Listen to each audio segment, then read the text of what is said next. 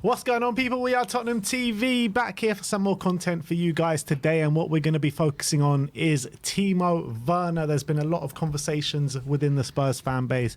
Should we keep him? Should we let him go? 15 million clause for him to join Spurs in the summer does seem like a very low fee in terms of what he is delivering for Spurs at the moment. So we're going to delve deep into the stats and tell you why Spurs should sign Timo Werner. So, yeah, there's a big decision to make, obviously, just after the season ends. I think the deadline is, 15th of June, I think we reported. It's got to be done before the Euros. Yeah, before the Euros. So, 15 million release clause. There's a big conversation about, is Timo Werner the guy that we should be signing for next season? I think Paul O'Keefe said, though, that, Spurs are looking to sign Timo Werner plus another, which I think would be obviously very, very good. But we thought we'd delve into kind of some of the numbers since he's been at Spurs, how not just goals and assists, but even deeper into his underlying metrics, how he's performing. We did a video back in January about when we were signing him. We were looking at what is he going to bring to Tottenham? Why are we Tottenham signing him? And it was quite interesting because we looked at some of the stats, and we looked at some of the stats like throughout his previous years, and his finishing stats over the previous years have been very up and down, and very much some years good, some years not so good. But there have been some stats that have been intangible. Every year he's performed very consistently well. And we're going to look at some of these stats in terms of how he's been performing since he's been at Spurs, and we'll explain what he's been doing really well. So this is a pie chart of taken from FBref. This is this is this season, just Tottenham minutes, how he's performed basically as a winger in a Spurs shirt. And they've taken the shot creation in red, passing and possession in yellow, and his dribbling stats are in blue. And as you can see here, very, very impressive what Timo Werner has been doing. The only ones which are maybe less so are key passes and successful take-ons. Probably need a bit of work, although key passes still above average. Successful take-ons, unfortunately, a bit below average. Not terrible, but not his best asset. It doesn't have that many successful take-ons. But literally, in most of the other stats, he's in the 95th percentile or above, which is very, very impressive. And the key ones here, for me, carries into the penalty area, carries into the final third, and progressive carries, which means he's receiving the ball and he's getting Spurs up the pitch in really dangerous areas and getting to those areas where we know he can provide that delivery.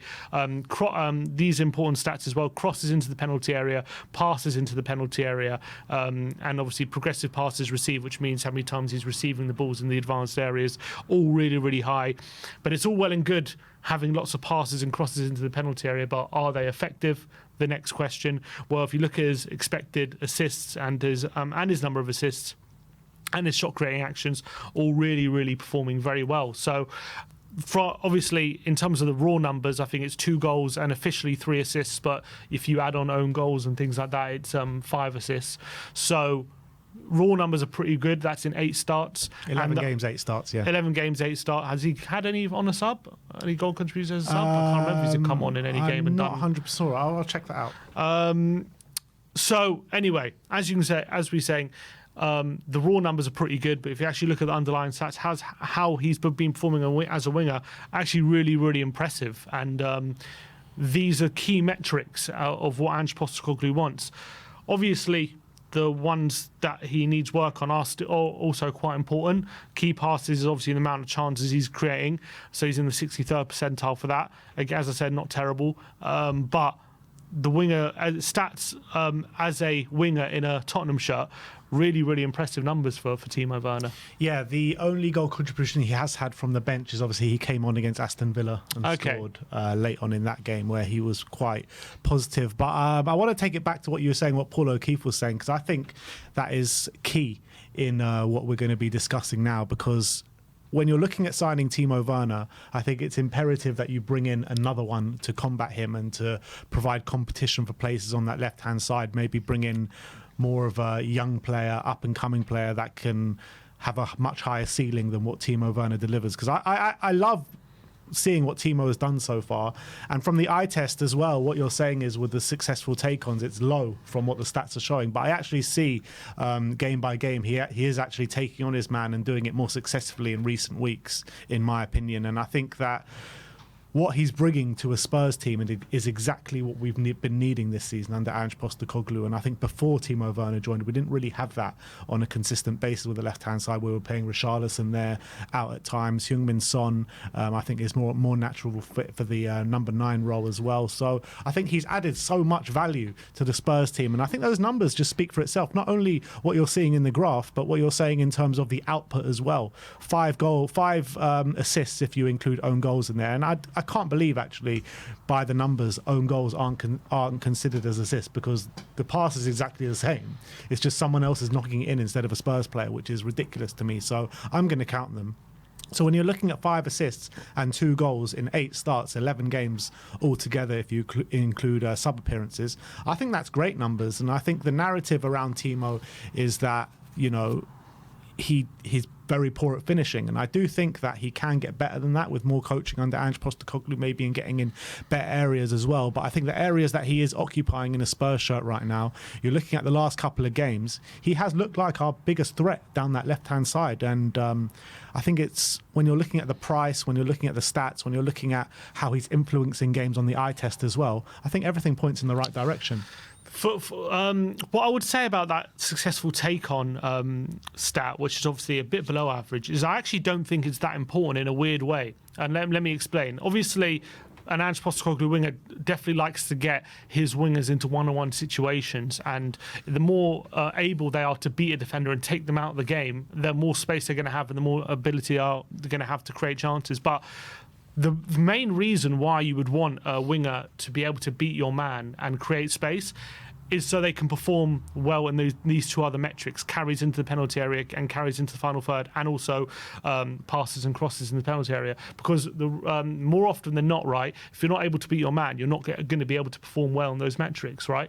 But he can perform well in those metrics even without being his man. I think the reason being is because when you see, for example, the assist he had on the weekend, he can shimmy past a man, but that, I don't think it actually counts as a take-on, because you're not taking that defender out of the game. You're just earning a yard for yourself to get the cross in. So as long as he can consistently do that, I don't think it's even that important that he's not consistently taking on his man and beating players. Obviously, if he can do that, it's even better. But as long as he's performing well in these metrics where he's carrying the ball into the penalty area and he's getting crosses off and he's getting those deliveries in, that's actually the most important thing, rather than successfully taking on your man more often. Yeah, and I think that's where the stats are slightly skewed a little bit, because I think when he does that shimmy, I consider that as like a take-on, because I feel like he is taking on his man and he's getting past his man and getting a delivery into the box. So maybe that, if those aren't considered part of the metrics, that's where the metrics are a bit flawed. I would think a take on, in my mind, look, I might be wrong, I don't know this for sure, this is me hypothesizing, but theorizing, I should say, but I think a take on is when you go past your man, you like take him out the game. And I think when he does that shimmy, obviously that defender's still there trying to get the block in, but he gets there first and gets the cross in. So I don't know if it counts as a successful take on, if you know what I mean. There was another assist last week. Who was it against? Was it against West Ham? Was it against West Ham? In midweek. Is that the one you're talking about? Well, you're talking about the. You could look at. You could pick that either. Yeah. I mean, he's so good at that, isn't he? Yeah. He's just so good at shifting from one side to the other and getting his cross and putting it in a really dangerous area. You look at last week alone in the Nottingham Forest game, there were 3 high-quality chances that he created. The one for the own goal, the one for Brennan Johnson, and there was one in the second half as well, which he provided out there on the left-hand side. So he's doing that in such a regularity. And when we've spoken about all season about wingers that fit the system, wingers that, you know, hug the touchline and can get crosses in the box, low-driven crosses. I mean, he's doing that every single week now. But what's interesting about Timo Werner, I was looking into his stats quite a bit, because one of the things I've been critical of the Werner signing was, obviously, during his career, he's always been known as a player who scores goals, even though he's been known as an inconsistent finisher. Obviously, his big breakout season at Leipzig was the goal he scored, season he scored 30-plus goals, and that was the season that made Chelsea want to sign him that summer. He's never really been known as a creative player, a player who's really good at creating chances from wide areas. But that's exactly what Ange Postecoglou has brought to his game, and that pie chart perfectly explains that. He's actually really upped his game from a creative level and a chance creating level. Whereas I think before, maybe people thought his biggest strength was scoring goals and being a bit of a finisher, even though he's always also known as a player who misses big chances. That's probably what I thought was like, you get the best out of Timo Werner when he's scoring. But I think Ange has seen him in a different way. And I was actually looking at some stats about how often he's played at left winger in his career. And he's actually not... he's definitely predominantly been a centre forward. Obviously, he's played left wing, no doubt about it. I think the highest appearances he played on the left wing was actually for Chelsea back in 2020-2021 season. He played 12 times for Chelsea on the left wing, and in no other season has he actually played more than 12 times on the left wing. So he's more often than not, he's definitely a centre forward. So it's very interesting that Ange has seen him and said, actually, he's actually maybe brought a bit of clarity into where he sees Werner, maybe more clarity in himself to say, you're a left winger, I'm going to see you as a left winger, and that's what I want you in those positions. I don't want you to have this kind of muddled thinking like, am I a centre forward, I'm a left winger. You're a left winger for me, and this is how I want you to perform. And it seems like that clarity is really helping him. Yeah, I completely agree. And when you look at Timo Werner's first interview as a Spurs player as well, he mentioned that, didn't he? And he said that, you know, maybe my original role, what I've been playing at Leipzig, what I've been playing at Chelsea, what I've been playing for Germany, is going to change a bit coming to Tottenham. I'm coming to be a creator, and that's exactly what he's showing in a Spurs shirt, and it's nothing, and he's never had that role, a consistent role like that ever before in his career. And I think that maybe he's showing a new lease of life at Tottenham. Look, don't get it twisted, because we need and we want him to score more goals in a Spurs shirt, especially if he's going to be playing in that front three in more regularity. But I think this as a starting block, the numbers that he's producing, the chances that he's creating, is an unbelievable start. And for 50 million, I don't think you can get much better. Yeah, and I think it's important, and I don't think we're not sitting here saying he's the best thing since sliced bread. He's like the next Bukayo Saka or one of the best wingers in the Premier League. You have to mention that one player. Okay, maybe not. So whatever. He's not. We're not sitting here saying he's the best winger in the Premier League now. Gareth Bale, let's say. Okay, he's not the next Gareth Bale. I think it's fair to say. But what I think the point is he's being very effective. Yeah. That is the point. He can do the job. He can get to the byline. He can get those balls across the face of goal. He can be part of a system that Ange wants.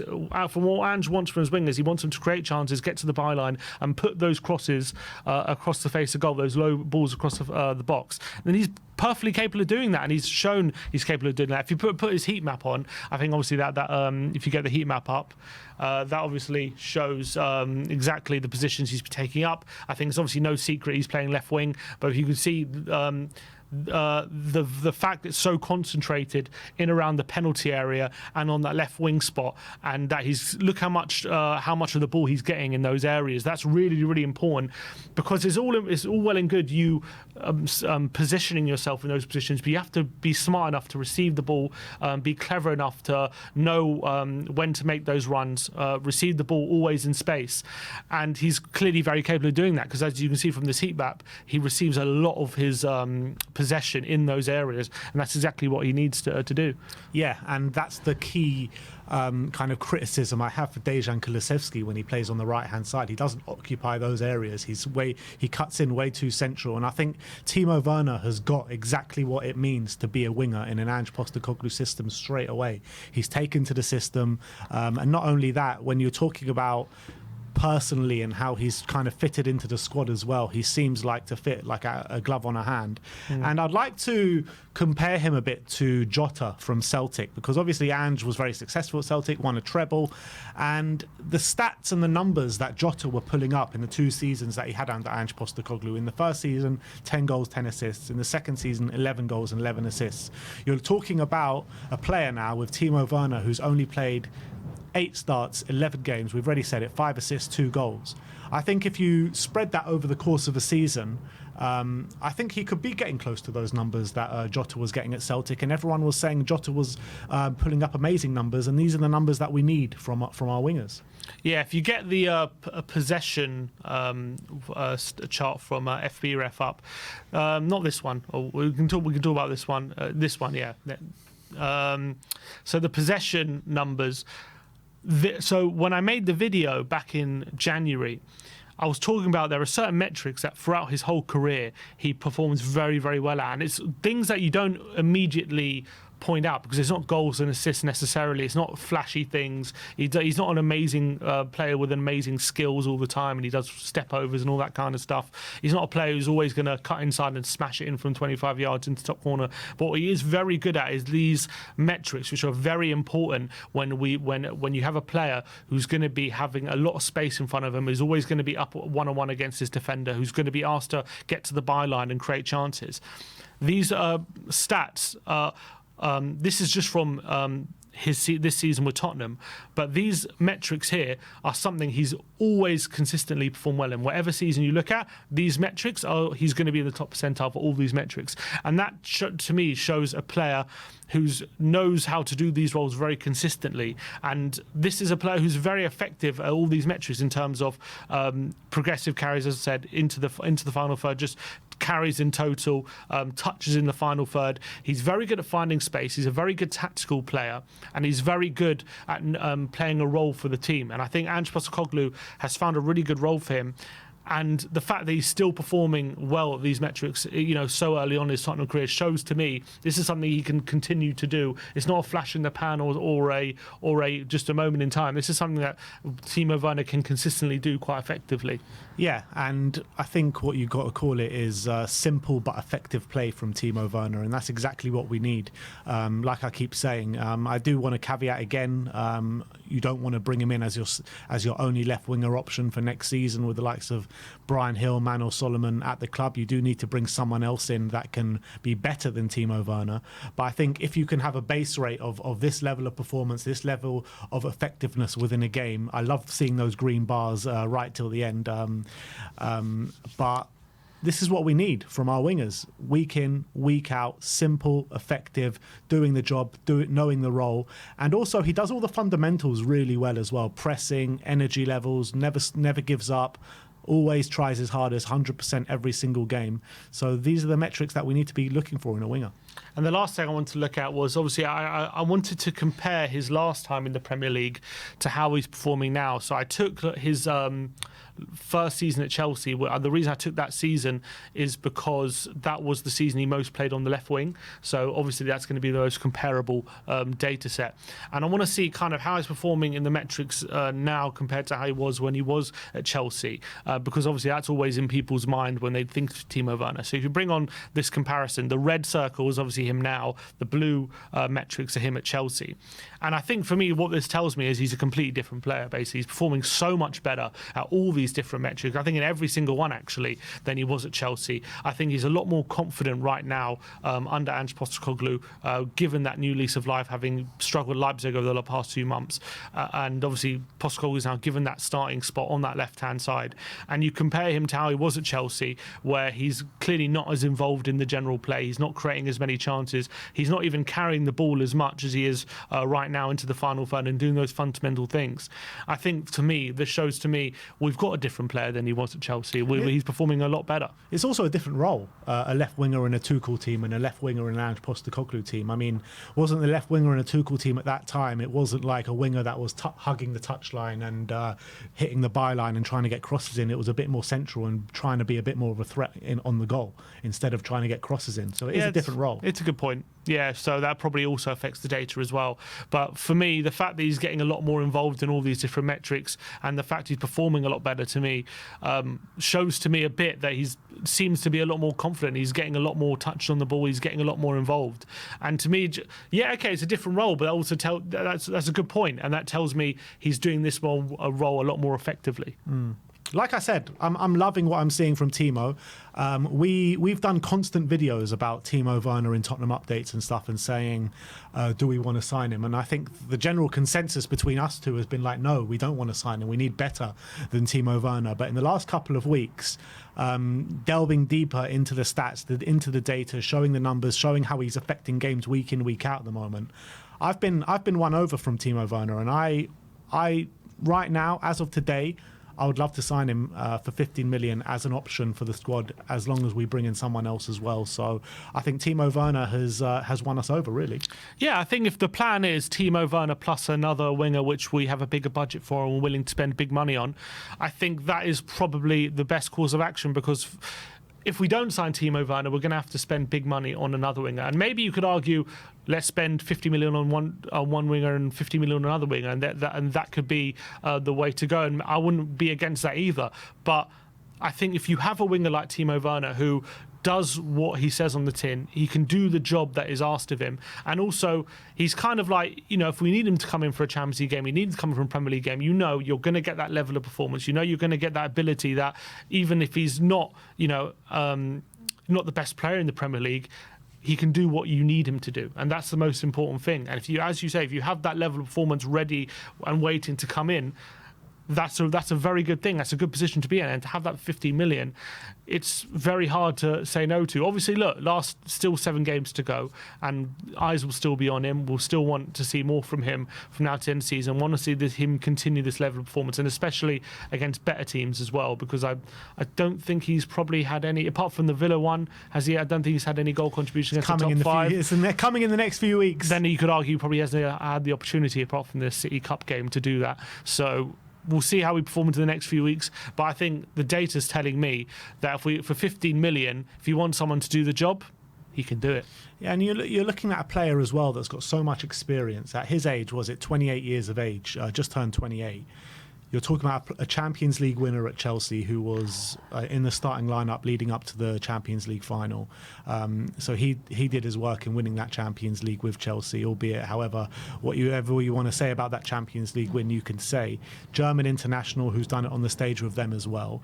And it just feels like a player that's so desperate to be here as well. He's loving being at Tottenham, and you can just see it. He's got a smile on his face every day coming into Spurs, a smile on his face every day at the stadium as well during match day. So I think everything just fits with Timo Werner. Yes, we still want him to improve, and we still need to see him doing better in front of goal. But I think what we're seeing right now is a player growing within this system and growing under Ange Postecoglou, and it's great to see. And hopefully, maybe he can reach those heights that he has reached in Germany all those years ago with Leipzig. But you're looking at last year with Timo at Leipzig, and everyone's saying, oh, he was a flop, he did rubbish. He still scored 9 goals in that Leipzig team in the Bundesliga last year. That's not exactly terrible, is it? If we can get 10 goals, 9 to 10 goals out of Timo next season as a rotation option on the left wing, you'll be delighted with that. Yeah, and I think that is something he needs to work on. He needs to be better in those positions when he's one-on-one, and has a really good opportunity to score a goal. And for one reason or another, his finishing has not been great. But I think his primary function is to create chances, and I think he's doing that. He's doing that at a really good regularity, and he's getting Spurs up the pitch. And these are all very, very valuable facets to Ange Postecoglou's system, and creating space and making the pitch a lot wider. And he's doing a great job. I have to say, he's doing a really, really good job. So at the moment, I wouldn't be surprised if Spurs are heavily leaning towards making this deal permanent. Yeah, I think they are. And you're looking at the numbers. We were talking about 15 million. We did an update yesterday saying that Bryan Hill could be out the door for 6 million. I mean, that's already half the transfer fee pretty much paid for Timo Werner. And you're looking at Manor Solomon. I mean, you could probably get 10 to 15 million for him as well. So you're making money on selling those two. And then you're bringing in Nico Williams for 45 million or 43 million, whatever it may be. I mean, that is a very little outlay for sorting out your left wing for the next couple of years, and then some. All right, so let us know what you want in the comments below. Yeah, let us know your thoughts on Timo Werner. Do you want him to stay? Are you happy with what he's shown in a Spurs shirt so far? Let us know in the comment section below. Like, subscribe and comment. And as always, come on you Spurs.